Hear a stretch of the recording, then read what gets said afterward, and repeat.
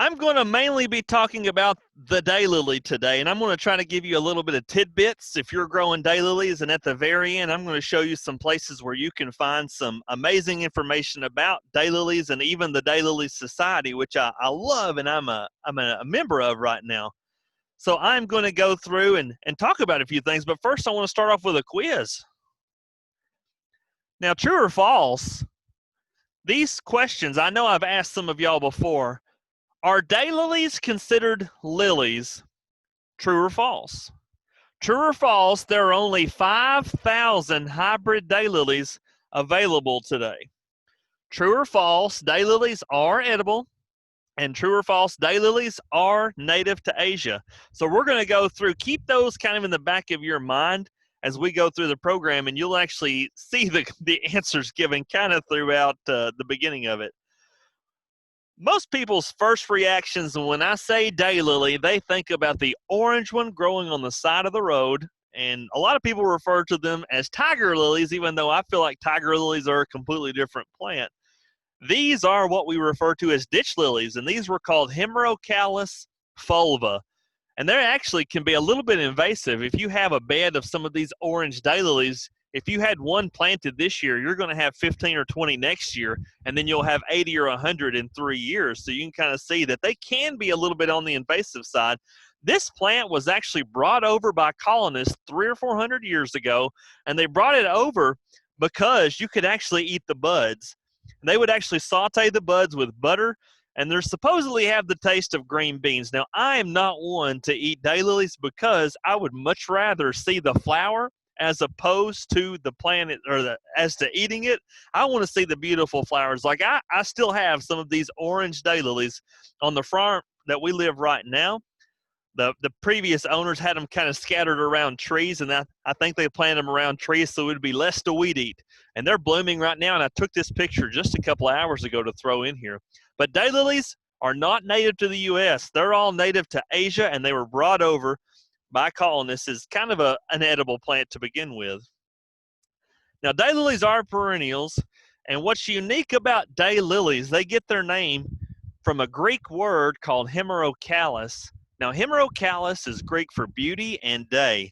What we don't realize is that daylilies, some other plants such as spider lilies, hemerocallis, hibiscus, the old dinner plate hibiscus, their flowers all only last one day. But we don't realize that because there's so many buds behind that flower. So once one falls down, usually on the next day another one's open, and we think sometimes it's the same flower. So sometimes people will say, well, I don't want a daylily because the bloom only lasts one day. Well, it does. That's the name daylily. That's why it's called hemerocallis. But they have so many buds, so each plant can have anywhere from 15, I've seen it as high as 45 to 50 flowers per plant. And I'm going to go through some basic plant parts here in just a few minutes. These are low maintenance. I think out of all the perennials, if you can't grow a daylily, you really shouldn't be gardening to begin with. You need to find a new hobby. Go do something else. They require full sun. Can they bloom in shade? They will, but their buds, their flower numbers are cut down and diminished pretty significantly if they're in a lot of shade. And what I mean by full sun is they need at least 6 hours of direct sun hitting the plant. So one of those other true or false questions I asked was, are daylilies considered lilies? Daylilies are not considered lilies at all. So daylilies are in a family called Asphodelaceae. Daylilies are closer related to aloe and closer related to the red hot poker flowers than they are lilies. Lilies are considered true bulbs. Daylilies are a mass of roots called a crown. So just to kind of keep that in mind, daylilies are related closer to aloes than they are actually true lilies. I love in the summertime. Now, this summer has been an anomaly, and I'm not going to be able to go do all the daylily tours that I generally do. This is my favorite daylily garden, and this is right across the state line over in North Carolina. It's called Blue Ridge Daylilies, and it's quite a few acres of daylilies. It was pouring the rain that day, but it was unreal at the number of people that showed up just to see the daylilies in bloom. And it's more of a commercial outfit, but they have a fantastic website. This is some other pictures kind of going up and down where I was standing in the middle of their field, but you can kind of see up and down. It was unreal how many were out there. And here's just a couple of pictures that I took. Most of these were actually their hybrids that they've actually created. So, and I'm going to go through at the very end the process of actually hybridizing new colors. So some of you may be interested in that. You may have a couple of daylily flowers at your house and you want to cross them to see what the colors will actually look like. I'll show you how to do that, and I'll show you some of my seedlings that we've gotten. I'll show you their parents to show you that the children don't always look like their parents. In some cases, that's good. In some cases, that's bad.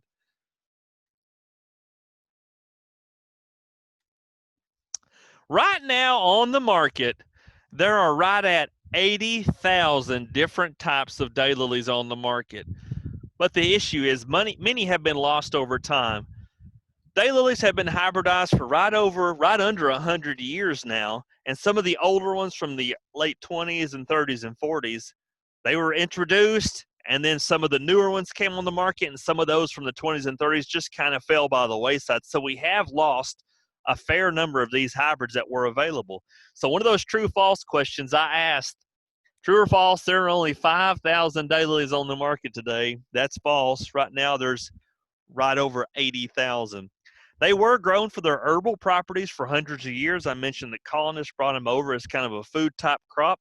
And I had someone on Facebook ask today, are you going to be talking about their edibility? Not really. Now, I have tried to eat a daylily bud one time. It was not for me. There are plenty of other things that taste better than the daylily buds. The history of the daylily in the United States was all brought by a guy named Dr. Arlo B. Stout. And he kind of developed this passion because he saw that old tawny daylily we call the ditch lily. And he became interested in it. And he basically went on to get a PhD in botany. Then he started pulling all of these various species of Hemerocallis or daylilies from Asia, and he started pulling some from Europe, and he actually brought them all to the United States. That was a time when it was easier to bring plants over. If I bring plants over from Japan or China or Asia right now, it has to go through a lot of inspections. But he made right at 50,000 crosses, and he was very meticulous in his notes. He would actually say this one is this color times this one. Now, there's this different shade, and he had all these different crosses tracked. So he kept all these crosses, but he had about 50,000 crosses that he made, and I think if I read history right, he only released 100 of those. So the other, thousands of plants that he had as hybrids, he didn't think they were worthy for introduction, and he kind of destroyed them. So he only wanted to release the best. But what's cool is the very first one that he introduced is still available today, called Mikado, and he introduced it in 1929, and it was a little yellow flower with a black eye. When you look at a lot of the various species that come from Asia and China, you see ones called Hemerocallis citrina. When you see the word citrina, as in the Latin name, what does that make you think of? It makes you think of something with a sweet smell. So he would take all these various Hemerocallis species and cross them back and forth and back and forth. And he had some very interesting introductions. So the American Hemerocallis Society was formed in 1946. And in order to show their appreciation to Dr. Arlo B. Stout for all his work in the daylilies and all the introductions that he's created, they formed a medal that basically gives it to one daylily each year that's been released as the best daylily of the year. So if you go online, you can type in Stout Medal Award winners. Basically, these are the stoutest plants across the U.S., and these are the ones that you should be growing in your gardens. So you can see those from the past 30 or 40 years. It's easy to find a chart online. But if you're looking for some daylilies, you don't have many in your beds at home, and you don't have any in your landscape, look for some of those that have the stout medal next to them, and that usually means it was some of the best from California to Maine, from Florida to Washington State, everywhere in between. So it has to go through a lot of rigorous processes to actually win that award. All right, 1946, the American Hemerocallis Society was formed, and their name now is the American Daylily Society. So they've changed it kind of over the past year or two because sometimes people don't know officially what a Hemerocallis is, but you all should now because you're listening to me. Hemerocallis is daylily. Going back to that farm, that was another picture of it. We have quite a few various farms all across the U.S. that focus on just daylilies. So talking about the difference between a daylily and a true lily, I mentioned one of the true-false questions. Are daylilies considered true lilies? A daylily is grown from a crown or a mass of roots, and a true lily is actually formed from a bulb. Also, a daylily does not have leaves on the flower stalk, while a true lily will have leaves on the stalk. So that's kind of the two indicators. Now, you'll also see some people talk about, well, lilies are poisonous. Daylilies have some poisonous tendencies. Asiatic lilies have more poisonous tendencies than they do daylilies. On daylilies, they have four main parts, and these are pretty simple. So you'll hear daylily people talk about the scape or the crown. The scape is just the flower stalk. So some people will have a couple of watches on Facebook. They'll say, it's April 9th. I saw my first scape today. That means we saw my first flower bud actually coming up from the ground. We'll see people talk about the crown, and the crown is a daylily. It's basically the stem of the plant. It's the mass of roots at the base of the ground. The leaves are the long, slender, grass-like, photosynthetic parts of the plant. And the roots are the long, slender, fibrous part. And you'll actually see sometimes on the roots that they'll actually have swollen nodule. So sometimes we've had people ask, well, what are these swollen nodules on my daylily roots? And sometimes that's just basically a storage for water inside the plant. So I wanted to go through for just a few minutes, because I've got about 15 minutes left, some of the various daylily forms, and then I'm going to go through on hybridizing and some additional resources. Now, daylily forms come in every shape and size under the sun. They come in every color under the sun except for a blue and a true white. All the white have yellow in them still. So we're going to go through just what a single daylily looks like, a double daylily, a spider, unusual form, polymerous, and multiform. And I'm not going to talk too much about the polys and the multiform. The polys typically have 4 petals and 4 sepals, and the multiform can be all these various shapes, kind of all collectively in one flower.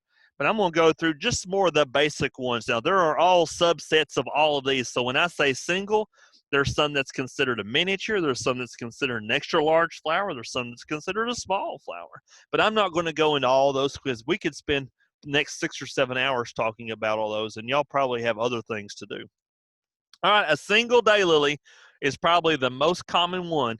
It has 3 petals, and it has 3 sepals. So if you're looking at this picture right here, the petals are usually the first ones that you see, and the sepals are actually the part of the flower bud that protects the flower while it's a bud.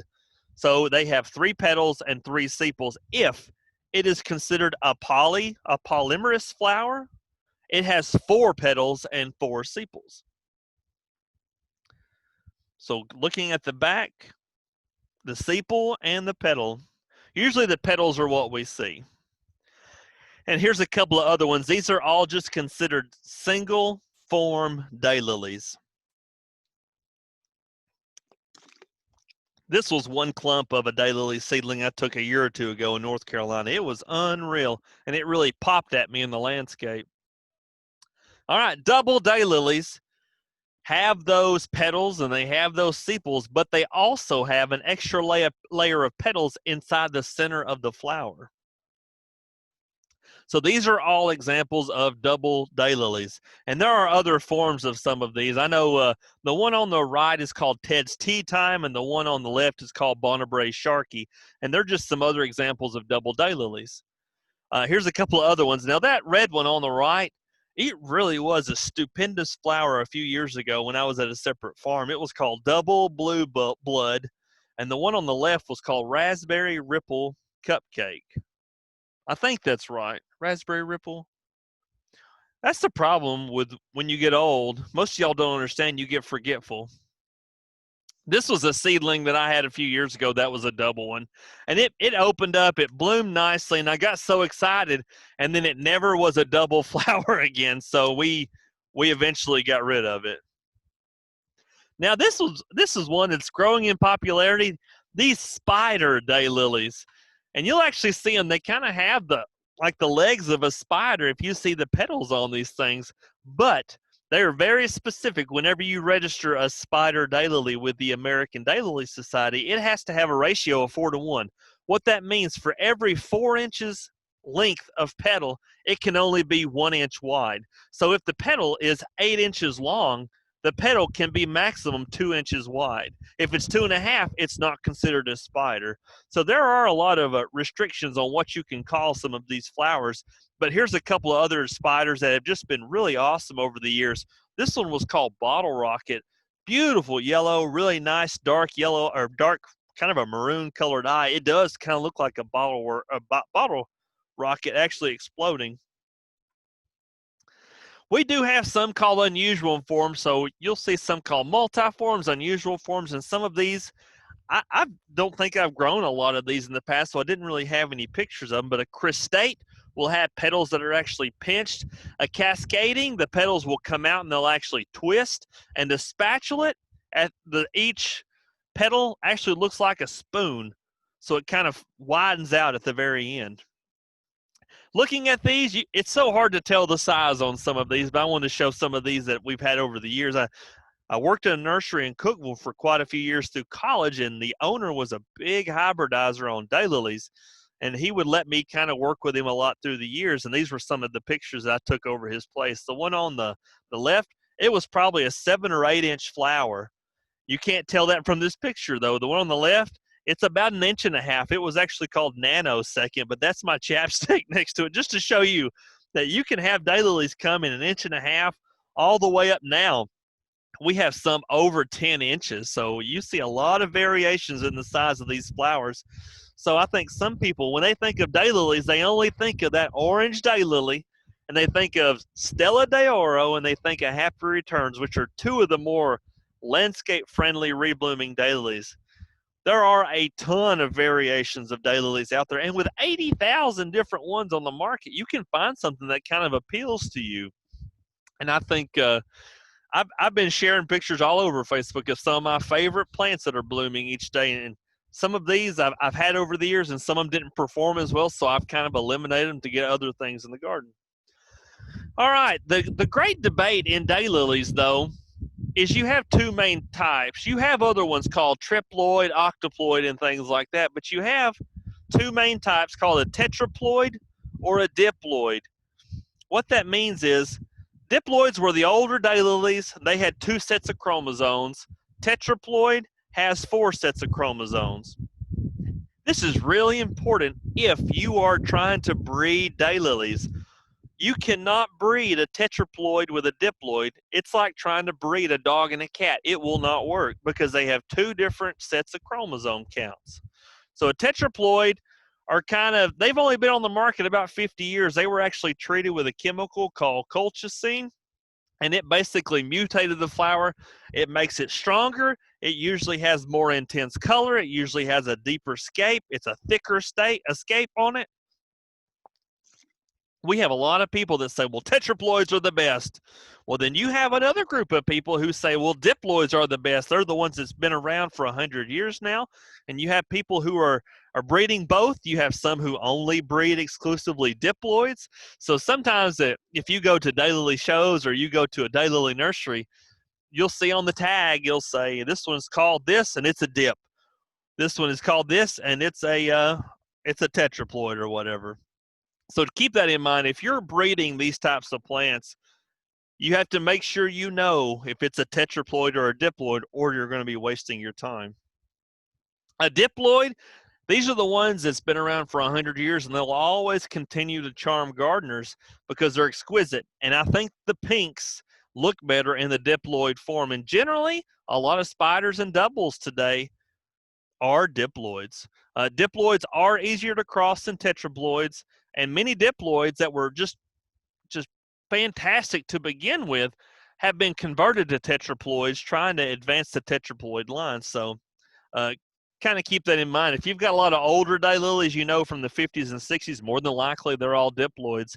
If it's newer and it's got a lot of variation in colors in it, it could be a tetraploid. But you can always go to the American Daylily Society, and they have a database, and it'll tell you which one it is. I'll show you a little bit more about that in just a second. Looking at the variations, and my favorite part of these daylilies is the tours you get to go on. Now, all the tours that I generally go on in the summertime were all canceled this year. This was from a national daylily meeting a couple of years ago that was in Louisville, Kentucky, and we got to tour all these exclusive daylily gardens. But just kind of looking at the variation and all the blooms right there. You have some that bloom really early, like we've had some daylilies blooming here for a month, and then you have some daylilies that don't start blooming till August. So if you're trying to extend your season, your daylily season in your flower beds, you can have some that bloom all the way into August. I think of one of the ones I planted this year at the farm. It's called Autumn Minaret. It's an old one, but it does not start blooming till pretty much the fall time. You do have 3 types of foliage on daylilies, and I'm just going to go over this really quickly. You've got some that are dormant, which means they completely go dormant in the wintertime. You will not see any green above the ground. You have some that are evergreen, and these are the ones that kind of prefer to be in the south, Florida. They typically will grow and produce kind of green leaves all winter long. And then you have some that are semi-green. They are basically halfway, so they'll have a few green leaves, but they can try to push both sides of the button a little bit. Size. If y'all know my mother-in-law, that's my mother-in-law in that picture right there. And I believe this daylily was called Notify Ground Crew, and it was right at 6 feet tall. So if you're looking for daylilies, you can get them 15 inches tall. That can actually be ones that would be in the front of a landscape bed, but you can also have them 6 or 6.5 feet tall. Notify Ground Crew is one that I think of. Sears Tower is another one that's a huge tall one. I have Notify Ground Crew here at my farm, and it's a huge daylily, and it's one that needs to be at the back of the landscape. If I can look at a daylily in the face, and I'm 6'3", that's a pretty tall daylily. But get the size you need. Generally, and I'll show you the website then on the daylily website, you can go through, and if you're looking for one, like I see one for sale called Strawberry Candy. Well, how big does that get? You can go on there and find. Most tags should say to begin with.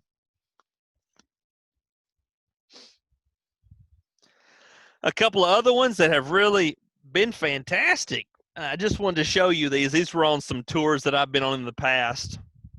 Daylilies do have a few pests, though, and I know that can be a little disappointing to some home gardeners.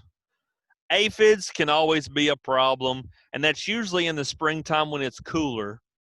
Usually an insecticidal soap will take care of a lot of those. Spider mites can be an issue sometimes, and you may have to break out and get a miticide to use those. Now, leaf miners, I've had a few issues with leaf miners, but for the most part, leaf miners are not going to kill the plant. It's just some aesthetic problems on the leaf. And also slugs can be a problem, especially if you have them next to some woody type areas. It's a little bit shady. They'll come out of those areas. So I took these pictures a few years ago when I was teaching high school. Under a microscope, we were looking at what bugs we had in our greenhouse. And these were aphids. If you've never seen an aphid really close up, they have 2 tailpipes that come from their backside. That's one of the indicators on an aphid. Aphids could be green, black, red, kind of a yellowish color. But they have those 2 tubes coming out of their backside. The one issue, disease-wise, now there are a couple of other ones that can be an issue. It's called rust, and it's actually caused by a fungus called Puccinia hemorrhocalidus. Now, rust daylilies, if it's a true rust, it will rub off on your hands. You can take a Kleenex out there, rub it against that orange spot, and you'll see orange on the Kleenex. If you rub it and it doesn't leave orange on your leaf, it's not rust. It could be something else. Now, rust will go through and really, really weaken a plant to the point where it almost wants to die. Rust, we're fortunate in Tennessee, doesn't overwinter. So I've gotten rust before where I buy plants from some places where rust does not overwinters, just such as Florida or some of the southern states. And I've gotten in August or September, and I generally will cut the leaves back, take those leaves and get rid of them, and then I'll let the new leaves come up. But wintertime around Tennessee generally will kill rust, so you don't have to worry about it. But if you get rust early in the season, you may have to use some type of a fungicide. So usually I buy a lot of my plants in the wintertime, and then I have them shipped here in the springtime. But I've been kind of picky about some of the places where I buy. All right, looking at my favorite part of these daylilies, the one on the left I know is called the Carpenter's Heart, and it was a beautiful orange with a huge deep red eye, and I can't remember the name on the right. It may be one called Goody Goody Gumdrop. But just kind of show you a little bit, if I wanted to take both of these, they are both tetraploid plants. I've done my research. I've decided I want to cross these two. I want to see what colors I can actually get. So I've got a soft pink with kind of a darker pink eye, and then I have an orange with a darker red eye on the left. So what I would do, I would take this pink one. I would actually take one of the anthers, which the anther is part of the stamen, which is the male part of the flower, and the anther has the pollen inside of it. I would take the pollen from this one on the pink one and actually transfer it over to the pistil of the dark red one. And I need to do this early in the morning when they first get up, because if I wait a few hours in the day, the bees are going to take all that pollen for you, and you will not have any pollen to actually spread. So I try to get out between 7 and 8 in the morning and go out there and look at my flowers, and then I go find pollen that's still good that I want to use. So if I was actually crossing these two, I would take the pollen from the one on the right, and then I would touch it to the pistil on the red one, and then I would completely leave it alone. After a few weeks, after a day actually, that flower will shrivel up, and then after a couple of weeks, you'll see a small seed pod forming, and that seed pod is a hybrid that you have created, and it'll be a cross of these two. In most seed pods, you can have anywhere from 6 to 12 seeds, and each one will look completely different. So that's why some hybridizers will make the same cross, and they'll get 50 or 60 seeds, and they'll grow all 50 or 60 out, and they'll see if they like them or not. If they don't like them, they'll go through and till them under, because they want to release really superior plants. So our goal in hybridizing a lot of these plants is we want to make plants that are better than the ones that are already on the market. Let me see here.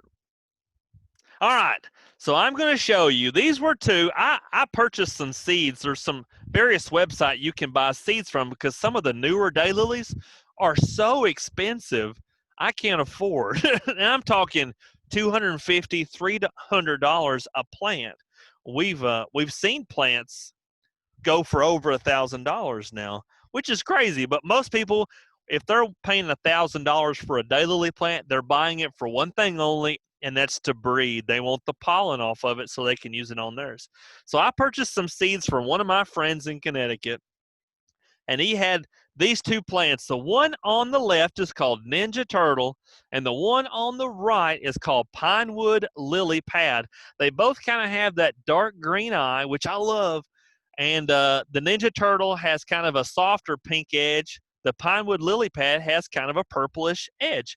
So I have these for about 3 years now, and that's something else I need to say. If you were crossing these and you got seeds, it takes generally 2 to 3 years for them to bloom. So it's a patience game. And I think that's what's so exciting about it, is if once you kind of get started, every year you generally will have you will generally have some blooming. So it's not like you're lulled one year. So anyways, I bought a few seeds from my friend in Connecticut, and I had 3 bloom this year already from these 3, and all 3 of these were brothers and sisters, and each of them look completely different. This is all the past couple of weeks, just to kind of show you. They all kind of have that dark green eye. None of them have that soft pink edge like that. You can kind of, I'll go back. The one on the left was Ninja Turtle, has a soft pink edge. None of the children had that, but they all had that dark green eye that I was kind of looking for. So I've been pleased with some of these seedlings that I think I've had for 3 years now just to wait for them to bloom. Looking at some of these other daylilies, just to kind of show you, I mentioned earlier, there are no true blue daylilies, but we have people who are really starting to push the button. The one on the right is called Blue Wrangler, and it's kind of an off-color purple. The one on the left, I believe, was called Starburst Splendor. It's kind of a reddish. This one was called Fangtastic. We have a lot of newer hybridizers who are actually breeding for what we call teeth. They want teeth on the edge of these daylilies. I've had this one for a number of years, and I love this plant. A couple of other ones. The one on the left is called Behold the Lamb, and the one on the right, really small flower, is called Sprinkled with Paprika, and it has red dots all over the flower. The one on the left kind of took the market by storm. It's called Pink Stripes. It looks like someone took a pink paintbrush and just splattered it with light pink color. And the one on the right, I believe, was called Harmonic Hues. A couple of other ones, I can't remember the names on all these, but I'm just showing you that daylilies come in all sorts of shapes and sizes and colors.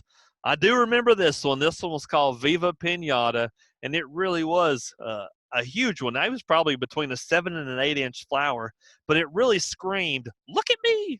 if you had this one in your garden. My favorite part of these daylily groups that I go on is that we see daylily tours and we get to meet all of our friends. I like a lot of these daylily tours because I get to meet new people who are of the daylily, interests. We're all nerds together. This was on a tour bus a couple of years ago, and these were a lot of my friends on this bus, and we were all goofing off together on the bus between daylily stops. And on the right was a plant that won an award called the President's Cup. It was called Toy Trumpets, and that plant was an amazing plant. You could not have counted the number of blooms on that plant right there. All right, I want to highlight, if you're interested in daylilies, the coolest organization to be a part of is the American Daylily Society. There's a fee every year. You can pay every 3 years. And that reminds me, I do need to update my registration right now, my membership. But what's cool about it, when you pay, you get a lot of benefits. You get a lot of access to the website, but you get the Daylily magazine, which comes every quarter. And also, Tennessee has its own. Tennessee and Kentucky have their own Daylily magazine that you'll also get. So I think my favorite part of being a member of the American Daylily Society is the magazines I get in the mail. So join the American Daylily Society if you're interested, because the Daylily Journal, which is the magazine, it's one of the best around. We have plenty of daylily farms around Region 10. Now, Region 10 is the region for the American Daylily Society. It's Kentucky and Tennessee together. A lot of my pictures were taken at Blue Ridge Daylilies in North Carolina. Great place to go. And also is a great outfit in East Tennessee in Coreyton called Oaks Daylilies. And I'm sure if you've ever bought daylilies from a mail order catalog, they have probably come from Oaks at some point. I remember buying daylilies from Oaks when I was in college. And if you're interested, get involved with some of the tours. The tours are cheap enough. You get your food paid for. They usually have a hotel, and you ride the bus between all these places. You're not the one driving around. There are symposiums. We have symposiums in the wintertime. We have conventions in the wintertime. And that's actually it. So let me stop recording.